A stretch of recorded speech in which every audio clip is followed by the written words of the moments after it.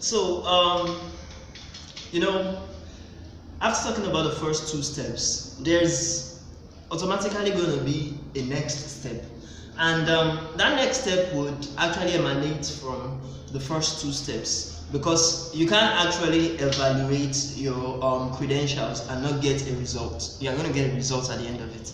Likewise, you can't write the language tests, the IELTS, and or perhaps the TEF Canada examination and not get your result. For the IELTS, for instance, you are going to get your result about 8 days.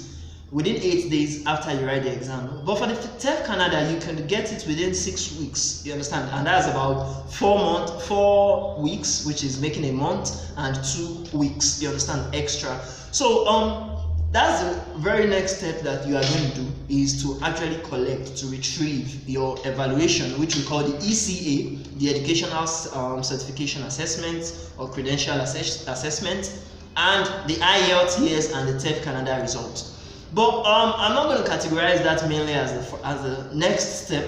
You understand? I would like to take one other step, which is the kind of step you actually take in order to say that now you are already in the process of your Canadian immigration.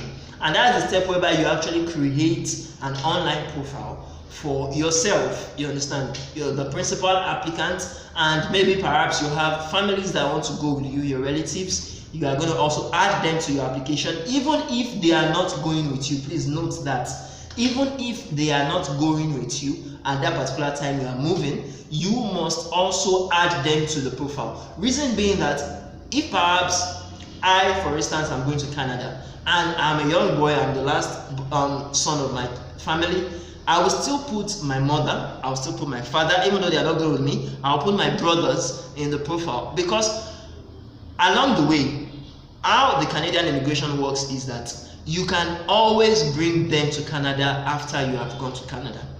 Do you understand? So you should always put, that's the mistake people make when they are working on theirs alone, and when they now get there, to be able to sponsor their family over to come meet them becomes much more harder.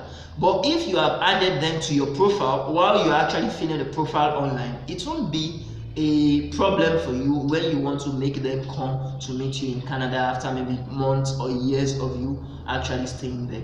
So in line with you creating your online profile, definitely the first two processes that you did, the ECA is going to be the first thing, which is the Educational Credential Assessment. It's going to be the first thing that they are going to ask you to actually tender on the profile. The next thing is going to be your language test or your language test results. They are going to ask you to actually write down the what we call band scores and grade points. The band scores are the A1, the A2, you understand, the B1, or rather, sorry, the grades.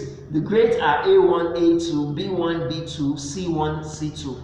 But the band scores are, for instance, for IELTS is 0 to 9. You understand? So if perhaps you got a 6 in speaking, 7 in writing, 7 in listening, maybe 8.5 in, you understand, reading, you are to write all those in the profile. But there's always an aggregate. There's a place for you to also put the aggregate that you also got. And the grades that I said earlier, the A1, A2, B1, B2, things like that, you also put it there. And for the TEF Canada examination, the TEF Canada doesn't use the band score of 0 to 9. What they make use of is 0 to 6, you understand? And all those A1, A2 are actually embedded in the 0 to 6, because we have O plus, or 0 plus, and 1 and 2 for the beginners. We have the 3 and 4 for the intermediate, and we have the 5 and 6 for the advanced.